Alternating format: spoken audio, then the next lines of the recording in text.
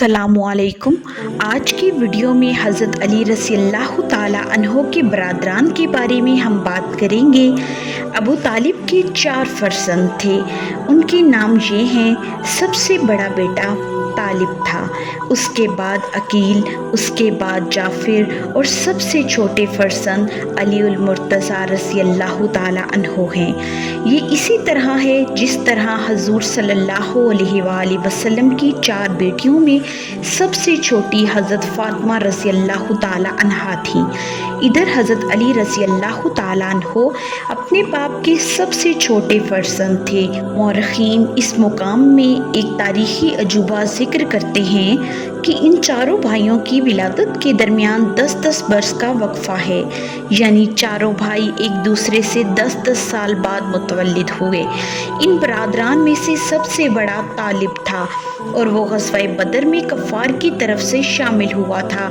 उसकी मौत कुफ्र पर हुई थी। बाकी 3 भाइयों में अकील सबसे बड़े थे। उनकी कुनियत अबू यज़ीद है। अकील, जाफ़र और अली उल मुर्तज़ा रज़ी अल्लाह ताला अन्हो इन तीनों हज़रात की वालदा फ़ातिमा बिनते असद बिन हाशिम बिन अब्दुल मन्नाफ़ हैं। अकील जंग बदर में मुशरिकीन मक्का की तरफ से शामिल हुए थे।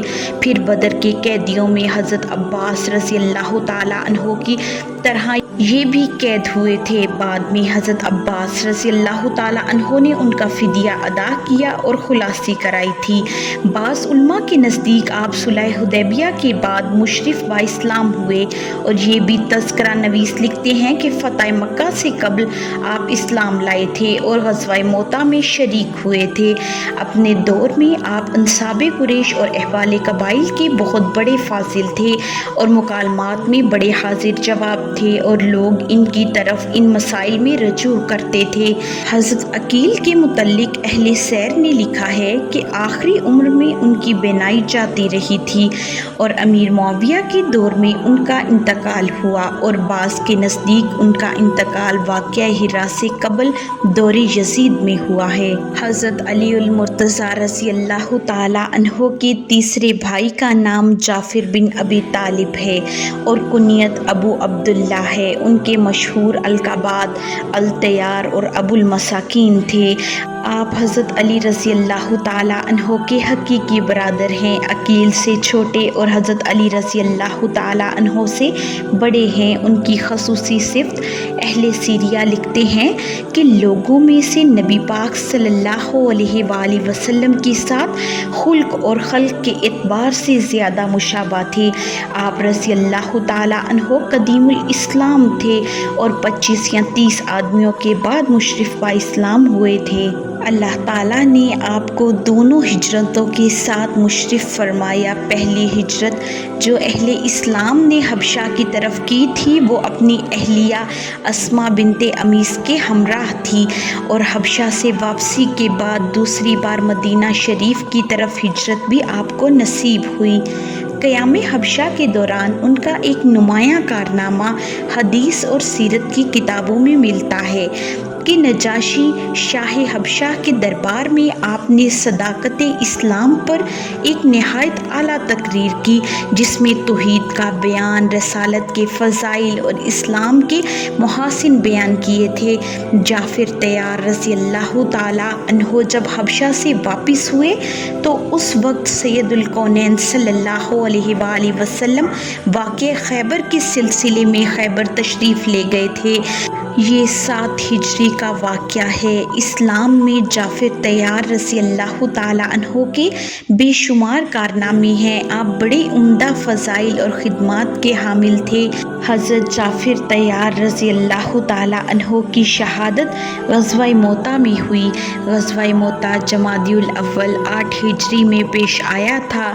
इस ग़ज़वा में बड़े बड़े अकाबिर सहाबाए कराम रज़ी अल्लाह ताला अन्हो शामिल हुए और हज़ूर सल्लल्लाहु अलैहि वसल्लम ने अमीर जैश ज़ैद बिन हारिस को बनाया था और फरमाया था कि अगर ये शहीद हो जाएं تو جعفر بن ابی طالب رضی اللہ تعالیٰ عنہ امیر جیش ہوں گے، اور اگر جعفر بھی شہید ہو جائیں تو عبداللہ بن رواحہ رضی اللہ تعالیٰ عنہ امیر جیش ہوں گے۔ غزوہ موطا میں ان حرسہ حضرات کو شہادت نصیب ہوئی۔ ان کے بعد حضرت خالد بن ولید رضی اللہ تعالیٰ عنہ نے مسلمانوں کی کمان لی۔ شدت قتال کے وقت حضرت جعفر رضی اللہ تعالیٰ عنہ کفار کی افواج کے اندر گھس کر حملہ آور ہوئے۔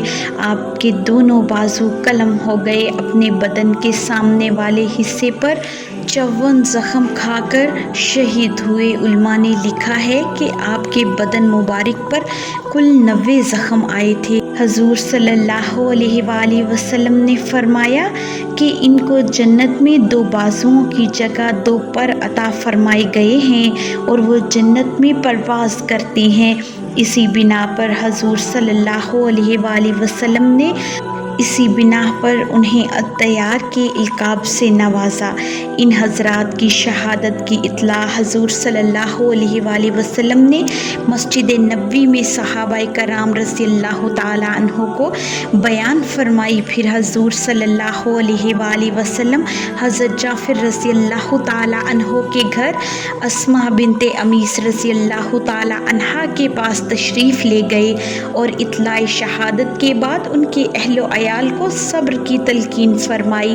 حضرت جعفر طیار رضی اللہ تعالیٰ عنہ کی عمر شہادت کے وقت ایک قول کے مطابق 41 برس تھی۔